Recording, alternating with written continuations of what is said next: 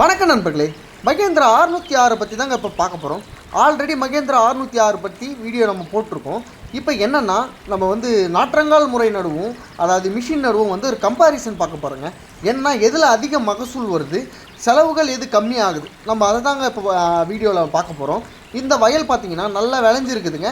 இந்த வயல் வரதுக்கு முன்னாடி எவ்வளோ பிரச்சனைகளை சந்திச்சு தெரியுங்களா? இந்த வயல் நான் எவ்வளோ மருந்துகள் யூஸ் பண்ணேன், என்னென்ன செலவினங்கள் ஆச்சு, என்னென்ன இப்போ நம்ம ஃபுல்லாக டீட்டெயிலாக நம்ம இந்த வீடியோவில் பார்க்க போகிறோங்க. இப்போ பார்த்தீங்கன்னா மகேந்திரா 606 ஃபஸ்ட்டு 1.25 ஏக்கரா நட்டுருக்குங்க. 1 ஏக்கராவே வச்சுக்குங்க. 1 ஏக்கரா நம்ம என்னென்ன செலவினங்கள் ஆச்சுன்னு பார்க்க போகிறோம். வாங்க வீடியோக்குள்ளே போகலாம். இப்போ பார்த்தீங்கன்னா இது நட்டு ஒரு 30 நாள் ஆகுதுங்க. பயிர் பார்த்தீங்களா சுத்தமாக உட்காந்துடுச்சுங்க. இதுக்கு நான் ஃபஸ்ட்டு என்ன போட்டேன்னா ஜிங்க் சல்பேட் போட்டேங்க. ஜிங்க் சல்பேட் 2 களைக்கொல்லி. இதை போட்ட உடனே எனக்கு மழை கண்டினியூவாக வந்ததுனால ஜிங்க் சல்பேட்டு வேலை செய்யலை, களைக்கொல்லியும் வேலை செய்யலைங்க. பயிர் சுத்தமாக அந்த கொதுகொதுப்பு பயிர் உக்காந்துடுச்சுங்க. இது நான் 4-5 சர்ச் பண்ணி பார்த்ததில்ல. இது அதாவது சேரு கொதகொதப்பானனால தான் இப்படி ஆகிருக்கு. பூச்சியோ இல்லை வைரஸ் நோயோ இல்லைங்க. இப்போ இதுக்கு என்ன பண்ண போகிறோம்னா நல்லா பிகி விட்டாவே போதும். நான் இது குருவை பட்ட இடத்துல வெயில் நல்லாவே அடிக்கும். நல்லா பிகி விட்டாவே போதுங்க, நல்லா வளர்ந்துடும். இப்போ நம்ம இந்த மாதிரி வயல் நம்ம கொண்டு வந்ததுக்கு என்ன முதல் உரம் கொடுத்தோம்னா அதாவது காம்ப்ளெக்ஸ் யூரியாங்க. அதாவது நடுவுக்கு நம்ம குறைந்த அளவே உரம் கொடுத்தாலே போதும். ஏக்கராக்கு 1 மூட்டை காம்ப்ளெக்ஸு 1 மூட்டை யூரியா சொல்லுவாங்க. நான் எனக்கு தெரிஞ்சு அரை மூட்டை காம்ப்ளெக்ஸ் 1 மூட்டை யூரியா போட்டாவே போதுமான அளவுங்க. இப்போ பார்த்திங்கன்னா நம்ம 2ஆம் உரம் என்ன கொடுத்தோம்னா டிஏபி வித் யூரியாங்க.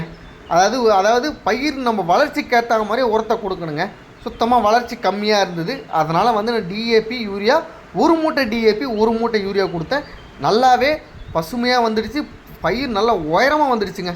எனக்கு அது வரைக்குமே ரொம்ப ஹாப்பி ஆகிடுச்சு.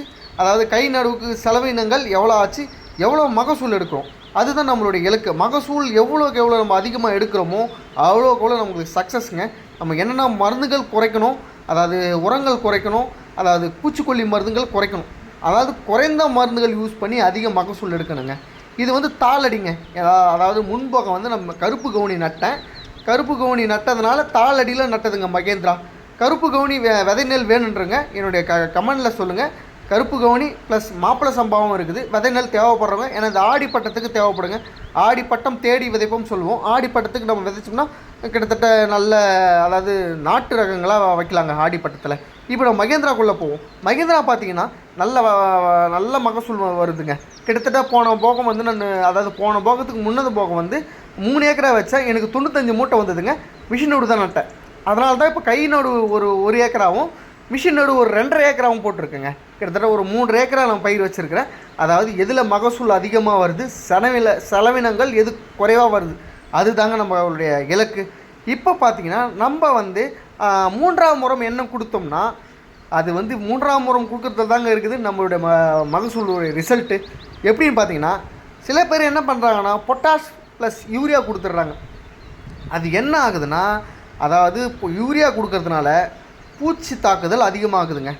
அதாவது வெள்ளைக்கதிர் படுத்து அதிகமாகுது. அதுதான் இதோடைய மைனஸேங்க. அதனால் பூச்சிக்கொல்லி மருந்து நம்ம அடிக்க வேண்டிய தேவை நிறையவே வருங்க. அன்னப்பூச்சி மருந்து தாக்குதல் இருக்கும், வெள்ளைக்கதிர், குருத்து பூச்சி, இதெல்லாம் தாக்குதல் கண்டிப்பாக இருக்குங்க. யூரியா போட்டோம் நெல்லும் வெயிட்டும் கூடாது, ஒரு மாதிரி சன்னமாகிடுங்க, ரொம்ப கலகலன்னு ஆகிடும் நெல். அதனால் வெயிட்டும் அந்த அளவுக்கு நமக்கு கூடியும் வராது. அதுக்கு நம்ம என்ன பண்ணோம்னா பொட்டாஷ் ப்ளஸ் அமோனியம் சல்பேட் போடுங்க. பொட்டாஷ் ஏக்கராக்கு அரை மூட்டை போட்டாவே அதிகமானது அளவுங்க. அதாவது அமோனியம் சல்பேட்டு 1 to 3/4 மூட்டை, அரை மூட்டை. பயிரோட வளர்ச்சியை பொறுத்துங்க. பயிரோட வளர்ச்சியை பொறுத்து நம்ம மருந்து கொடுத்தாவே போதும்.